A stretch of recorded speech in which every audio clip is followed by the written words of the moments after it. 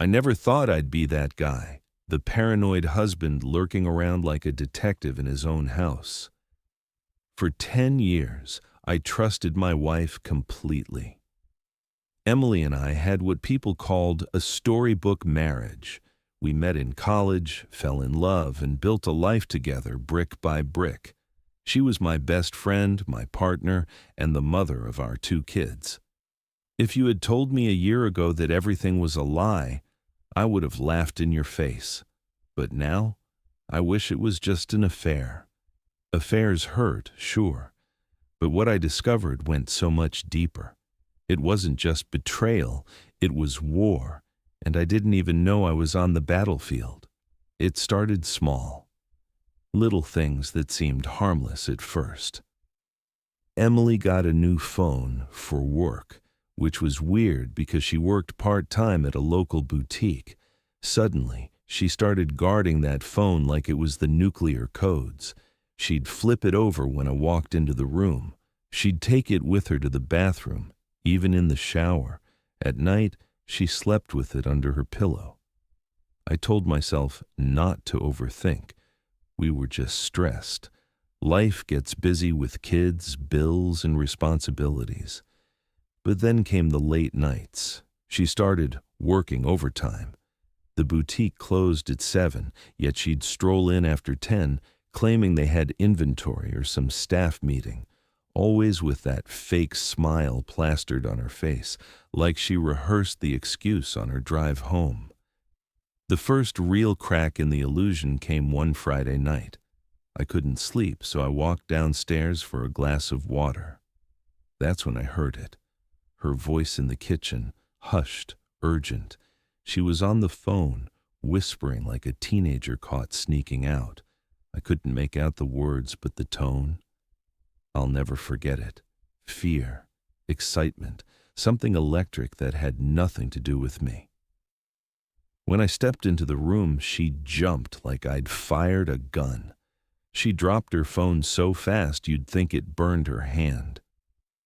"Babe," she said, too loud, too cheerful. "You scared me," I asked who she was talking to. She laughed, but it was brittle. "Just Carly, you know, from work." Sure, because we all whisper to Carly from work at midnight like we're plotting a bank heist. That night, I stared at the ceiling for hours. My stomach was in knots. Was she cheating? God, I didn't want to believe it. Emily wasn't like that. But something was wrong, very wrong. So I did what every desperate husband does. I snooped. Yeah, I know it's pathetic, but I had to know. I waited until she took a shower the next morning, then grabbed her phone off the sink. Locked, of course. But I knew her passcode. It was our anniversary date, except it wasn't. She'd changed it. That hit me like a punch to the gut. After 10 years, my wife had a password I didn't know. My heart was pounding so loud I thought she'd hear it through the door. I put the phone back and pretended nothing happened, but inside, something snapped.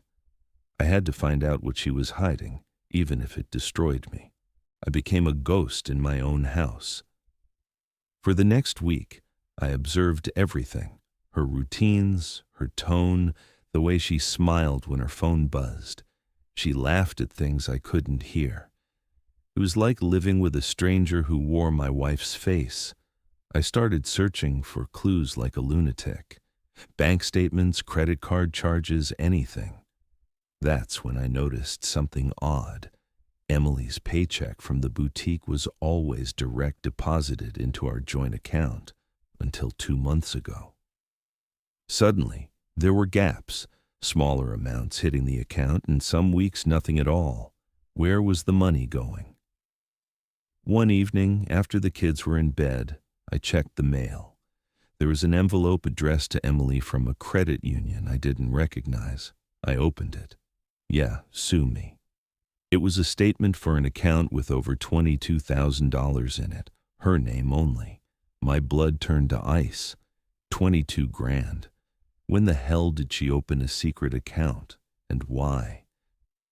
I didn't confront her, not yet. I needed more.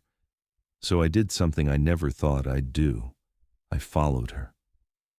The next Thursday, she said she had another inventory night.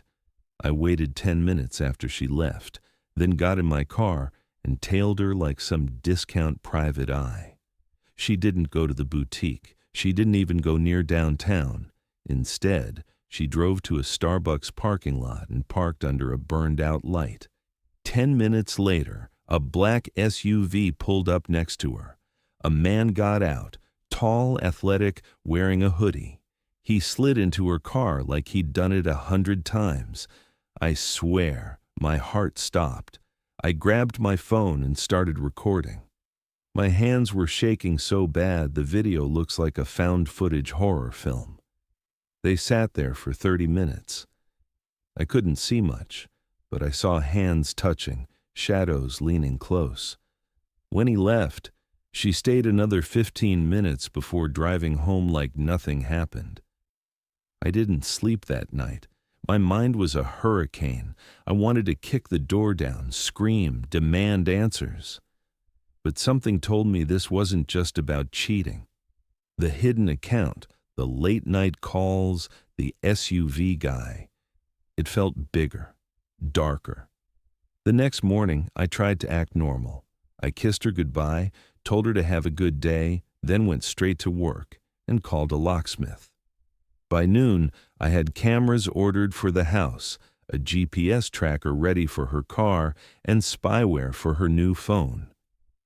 I wasn't playing games anymore. If she was going to burn down our life, I was going to know every spark that started the fire. 2 days later, the spyware finally synced. I sat in my car during lunch, phone in hand, scrolling through Emily's messages with shaking fingers. At first, it looked harmless. Group chats with moms from school, updates from her sister. And then I saw M. No last name, just the letter M and a black heart emoji.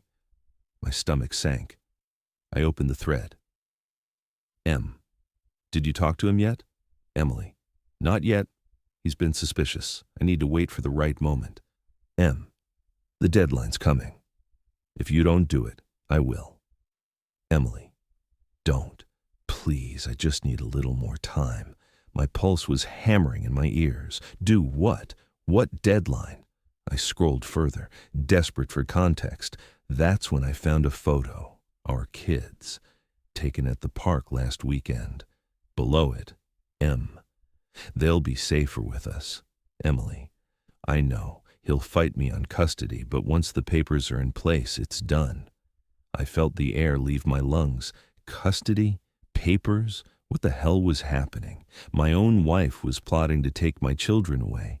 And not just that. There was something about safer with us that sent a chill down my spine.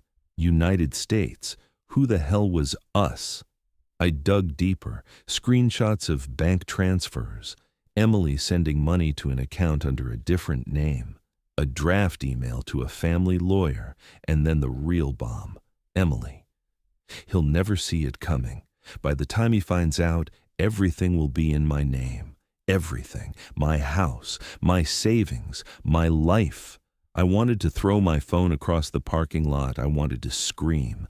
But all I could do was sit there, staring at the screen, feeling my entire world collapse in slow motion. She wasn't just cheating. She was erasing me. That night I couldn't look at her the same way. She kissed me goodnight like nothing was wrong. Her lips felt like poison. I stared at the ceiling for hours, planning every move. If I confronted her now, I'd lose. She had a head start, lawyers, secret accounts, a man in the shadows. I needed proof, leverage, and timing. The next day, I called a lawyer. Not just any lawyer, a shark. I showed him everything. Screenshots, transfers, the messages about custody.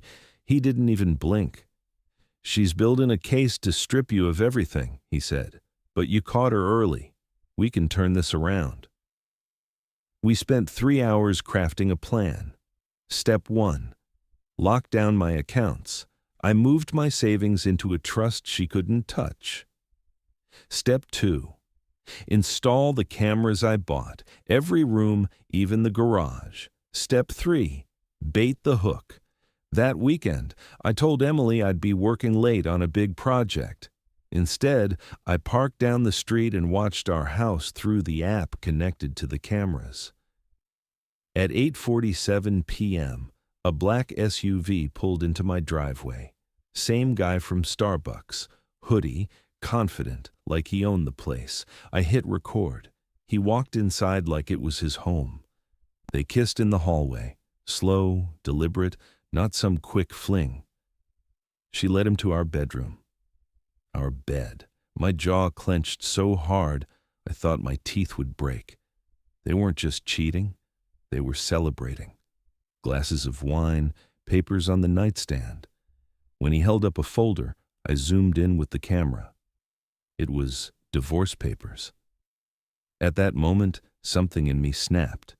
I took screenshots of the feed and sent them to my lawyer. He texted back one word: perfect. The next morning, Emily came home all smiles, talking about how inventory night went long. I nodded, kissed her cheek, and said, "We need to talk." Her face drained of color when I slid the printed screenshots across the table. The texts, the bank statements, the camera stills of her and lover boy celebrating in my house. She tried to talk. She cried. She begged, said it wasn't what it looked like. I laughed in her face. "You were going to erase me. Take my kids, take my life. Now watch me take yours apart, legally."